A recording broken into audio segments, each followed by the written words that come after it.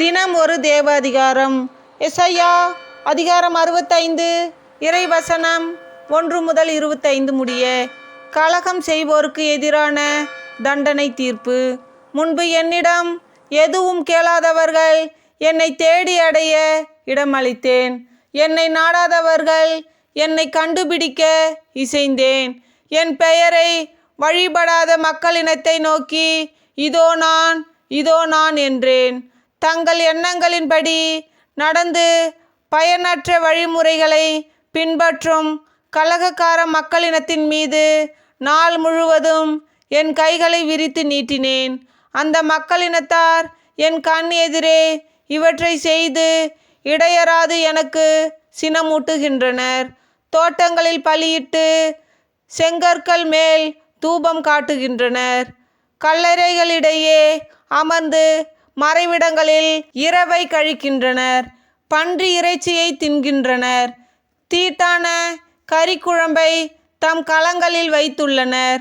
இவ்வாறிருந்தும் எட்டினில் என் அருகில் வராதே, நான் உன்னை விட தூய்மையானவன் என்கின்றனர். என் சினத்தால் மூக்கிலிருந்து வெளிப்படும் புகை போலும் நாள் முழுவதும் எரியும் நெருப்பு போலும் இவர்கள் இருக்கின்றனர். அவர்களுக்குரியது என் முன் எழுதப்பட்டாயிற்று. நான் அமைதியாய் இருப்பதில்லை. அவர்களுக்கு தகுந்த கைமாறை அவர்கள் மடியில் அளந்து கொட்டுவேன். அவர்கள் தீச்செயலுக்கும் அவர்கள் மூதாதையர் தீச்செயலுக்கும் சேர்த்து கொட்டுவேன் என்கிறார் ஆண்டவர். ஏனெனில் அவர்கள் மலை மேல் தூபம் காட்டுகிறார்கள், குன்றுகளின் மேல் என்னை பற்றி இழிவாக பேசுகிறார்கள். அவர்களுடைய முன்னைய செயல்களுக்குரிய கைமாறை அவர்கள் மடியில் அளந்து கொட்டுவேன். ஆண்டவர் கூறுவது இதுவே: திராட்சை குலையில் புது ரசம் கிடைக்கும்போது அதை அழிக்காதே, அதில் ஆசி உள்ளது என்பார்கள். அவ்வாறே என் ஊழியரை முன்னிட்டும் நான் செயலாற்றுவேன்.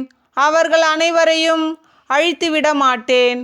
யாக்கோபினின்று வழிமரபினரையும் யூதாவினின்று என் மலைகளை உடைமையாக்குவோரையும் தோன்ற செய்வேன். நான் தேர்ந்து கொண்டோர் நாட்டை உரிமையாக்கி கொள்வர். என் ஊழியர் அங்கே வாழ்வர். என்னை வழிபடும் என் மக்களுக்கு சாரோன் சமவெளி ஆடுகளுக்கு மேய்நிலமாகவும் ஆக்கோர் பள்ளத்தாக்கு மாடுகளுக்கு தொழுவமாகவும் அமையும். ஆண்டவராகி என்னை கைவிட்டுவிட்டு என் திருமலையை மறந்தவர்களே, கத்து தெய்வத்திற்கு விருந்து படைத்து மெனி தெய்வத்திற்கு நறுமண திராட்சை ரசத்தை கிண்ணங்களில் வார்ப்பவர்களே, உங்களை வாளுக்கு இரையென குறிப்பேன். நீங்கள் அனைவரும் கொலைக்கு தலை தாழ்த்துவீர்கள். ஏனெனில் நான் அழைப்பு விடுத்தேன், நீங்கள் மறுமொழி தரவில்லை. நான் பேசினேன், நீங்கள் கவனிக்கவில்லை. என் பார்வைக்கு தீமை எனப்பட்டதை செய்தீர்கள். எனக்கு விருப்பமில்லாததை தேர்ந்து கொண்டீர்கள். ஆதலால் என் தலைவராகிய ஆண்டவர் கூறுவது இதுவே: என் ஊழியர்கள் உண்பார்கள், நீங்களோ பசியால் வாடுவீர்கள். என் வேலையாட்கள் பானம் பருகுவார்கள், நீங்களோ தாகத்தால் தவிப்பீர்கள்.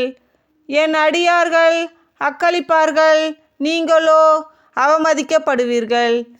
என் ஊழியர் உள்ளம் மகிழ்ந்து ஆர்ப்பணிப்பார்கள், நீங்களோ நெஞ்சம் உடைந்து கூக்குரல் இடுவீர்கள். ஆவி சோர்ந்து கதறி எழுவீர்கள். நான் தேர்ந்தெடுத்தவர்களுக்கு உங்கள் பெயரை சாப பெயராய் விட்டு செல்வீர்கள். என் தலைவராகிய ஆண்டவர் உங்களை கொன்றொழிப்பார். தம் ஊழியர்க்கோ புது பெயர் சூட்டுவார். மண்ணுலகில் ஆசி பெற விழைபவன் உண்மை கடவுளின் பெயரால் ஆசி பெறுவான். பூவிலகில் ஆணையிடுபவன் மெய்க்கடவுளின் பெயரால் ஆணையிடுவான். ஏனெனில் முன்னாளைய துன்பங்கள் மறைந்து போயின, அவை அவன் பார்வையிலிருந்து மறைந்து போயின. புதிய படைப்பு. இதோ புதிய விண்ணுலகையும் புதிய மண்ணுலகையும் படைக்கிறேன். முந்தையவை நினைத்து பார்க்கப்படுவதில்லை, மனதில் எழுவதும் இல்லை. நான் படைப்பவனவற்றில் நீங்கள் என்றென்றும் மகிழ்ந்து களி கூறுவீர்கள்.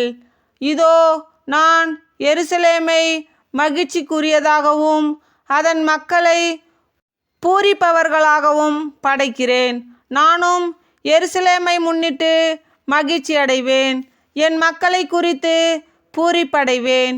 இனி அங்கே அழுகையும் கூக்குரலும் ஒருபோதும் கேட்கப்படா.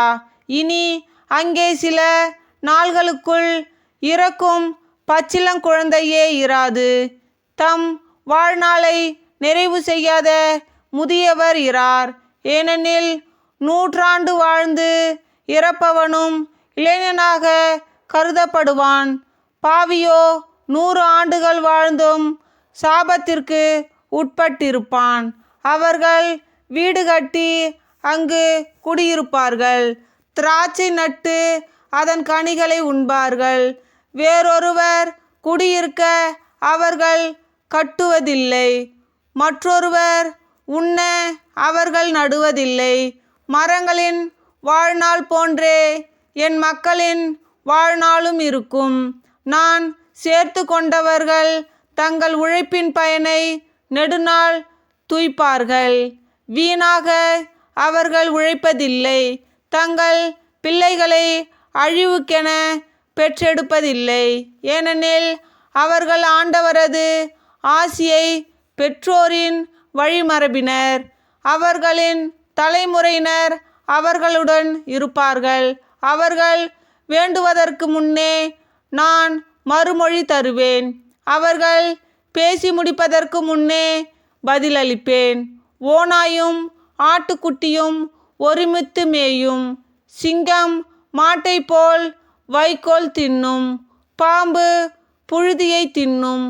என் திருமலை முழுவதிலும் தீங்கு செய்வாரும் கேடு விளைவிப்பாரும் எவரும் இல்லை என்கிறார் ஆண்டவர். ஆண்டவர் வழங்கும் அருள்வாக்கு. இறைவா உமக்கு புகழ். தந்தை மகன் தூய ஆவியின் பெயராலே ஆமேன்.